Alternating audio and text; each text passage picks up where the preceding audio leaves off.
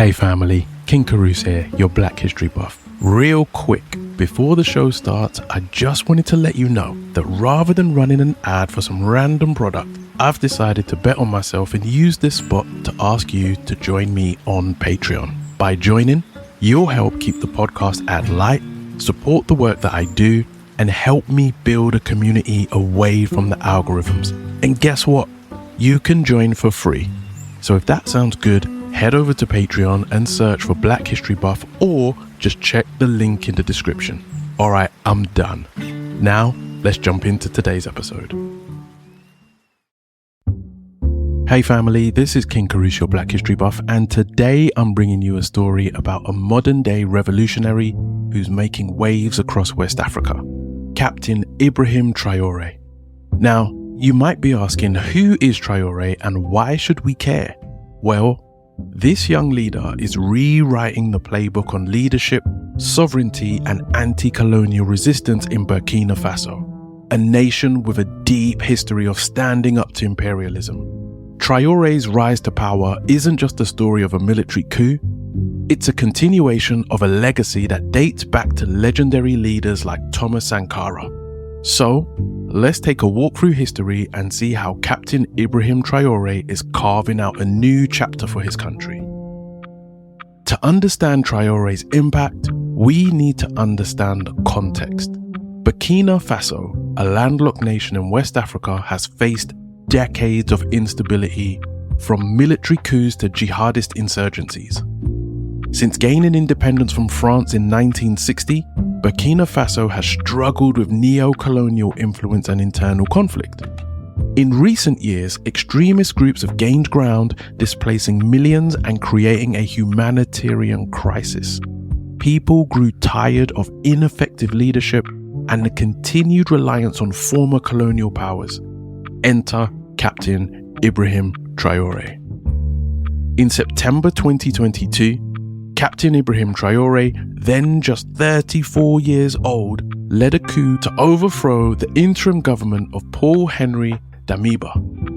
Traoré cited the government's failures to address the growing jihadist threat as the main reason for the coup. Unlike many coups motivated by personal ambition, Traoré's movement was rooted in a desire for real change. He promised to put the people first, reject sovereign interference, and restore Burkina Faso's sovereignty. Family, if you know your Black history, you've heard of Thomas Sankara, the charismatic leader who in the 1980s championed self-reliance, anti-corruption, and anti-imperialism. Sankara transformed Burkina Faso in just 4 years, promoting education, healthcare, and women's rights, all while resisting foreign exploitation. Hey family, I hope you're enjoying the episode so far. Yes, this is an ad, but it's an ad for me. I forgot to mention at the start of the episode that along with Patreon, I also have a newsletter that you can join for free. Isn't it refreshing to get an ad for free stuff for once? The newsletter is something I set up to keep in touch with like-minded people who don't love being glued to apps, but still want to keep up to date with what's going on through the good old written word. You know, like our ancestors did back in the 90s. You can find a link to join in the description. Okay, I'm out. Thanks for sticking around. I appreciate you, and please enjoy the rest of the show. Captain Traoré has drawn comparisons to Sankara for his bold stance against this neo-colonial influence, and he's taken steps to reduce dependency on former colonial powers, as well as strengthening ties with other African nations, echoing Sankara's Pan-African vision.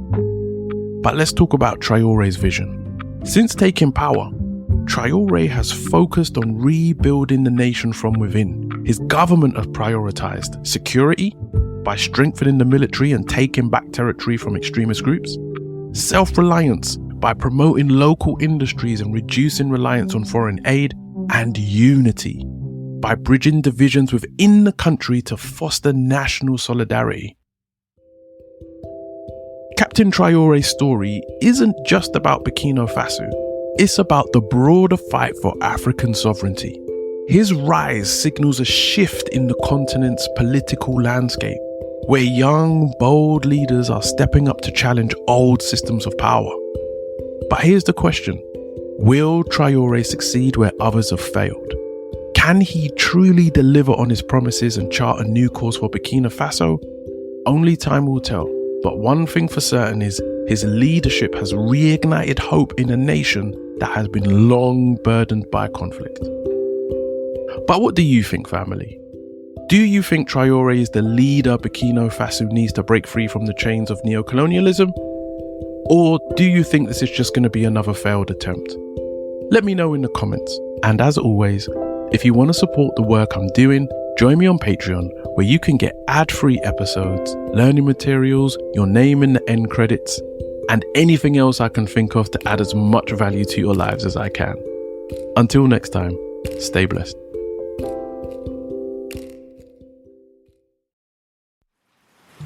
Hey, you stay till the end credits like only the smartest of people do. Listen, if you stuck around this long, you sound like the kind of person who might really enjoy my Patreon. Over there, you'll get access to hundreds of ad-free posts, early access to videos and recordings, bonus content, and whatever else I can think of to add value to your life. And you can join for free. Plus, if you join a paid tier, you'll get your name in the end credits of videos and that warm, fuzzy feeling of knowing that you're helping me make the show bigger and better. You can find me by searching for Black History Buff on Patreon or by using the link in the description. That's it. I'm done. Thank you so much for staying with me, and I hope you'll stick around for more episodes and share them with your friends. Till next time, stay blessed.